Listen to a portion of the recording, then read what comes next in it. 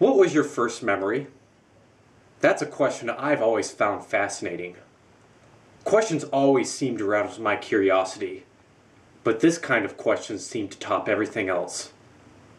When I dig for old surviving memories that withstood the test for time, I always found the older ones to be more brilliant and fascinating. Old memories and experiences are more pure in nature because they are divorced from the mental constructs that pose limits on them. I remember my dad giving me a wind-up toy in which a car ran along a track. The colors of the track were exceedingly brilliant, to the point that it evoked all my senses. Like an instinct, I knew I had to play with the toy. There are older memories. I decided to dig even deeper to find them. The deeper you go, the harder it is. I finally found a memory that I could not seem to surpass. Nothing seemed to be any older than this one. I remember it being a nightmare. I didn't know what a dream was back then, but the lack of understanding I had about them spooked me enough as it was. But in the dream, I saw something that scared me even more. I saw my crib. The look of the lathed wooden bars protruded like insulators on a power line. The sight of its visual aesthetics petrified me. I woke up and looked at the ceiling. I knew the crib I was laying in was the exact one in the dream. I tried my dearest not to turn my head to the slightest degree, because if I did, I would see the wooden bars again.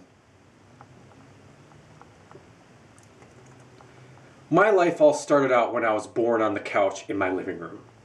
I was born on June 13th, 1984, in Mattapoisett, Massachusetts. I was the only person in the town that anyone at that time knew of whom was actually born there. Most people in the town were born in hospitals that were 10 to 15 miles away. I didn't like the fact that I felt like I was the only one born in the town of Mattapoisett. I felt like it was different. And I thought everybody else who was born in hospitals were kind of lucky. I was very in the moment when I was younger, and I didn't really identify with much. This lack of identification put me in a peaceful state. Certain exceptions at that time did scare me though, however, such as the crib I slept in. However, my overall lack of identification with things kept me in an overall peaceful state. I felt like this somewhat lack of identification was, in a sense, a kind of protection from the possible uncomfortable situations that existed. I, however, suddenly remember a point when this all changed. This all changed when I began to identify with things, and this happened when I began to realize who I was. I realized there are people, and I was a person as well. I remember looking at my older sister and one of her friends in the hallway at my old house that connected to the kitchen and the living room. I suddenly realized I was a person too. But there was one thing different about me as a person compared to everybody else. I realized I was the only person who was viewing the outside world from the observer of me.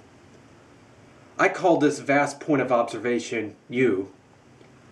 When I realized this, I suddenly realized I was me, and everybody else was them.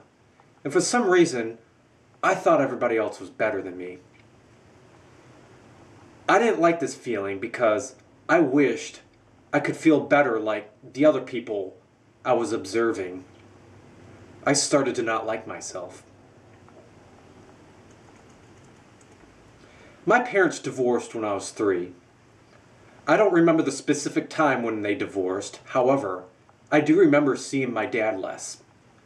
I remember my dad moved to another house a couple houses down the street and started hanging out with a girl who eventually became my stepmom. Her name was Nancy. I didn't really like my dad as much as my mom, and I didn't really know why. I, for some unfortunate reason, thought my dad, as well as other people, wasn't as nice as my mom was. I felt safe around my mother. For some reason, and whenever I was around her, I felt everything was peaceful and great. I think I grew close to my mom because of the divorce, But at that time, I didn't realize that. Whenever I was around my mom, I would feel very anxious, unhappy, and scared that she would never come back. I felt uncomfortable around other people who were not my mom because I had a false assumption that everybody else was meaner. I remember learning how to use the toilet at this time. I remember not wanting to use the toilet and preferring to go on the porch or in my toy room. One time I didn't use the toilet and I remembered my mom picked me up and started crying. I felt horrible. She paced back and forth around the house crying. I didn't like the fact that she was crying and it made me cry too. My mom was probably sad about the divorce, but I thought it was my fault and I felt very ashamed. I started using the toilet after that point.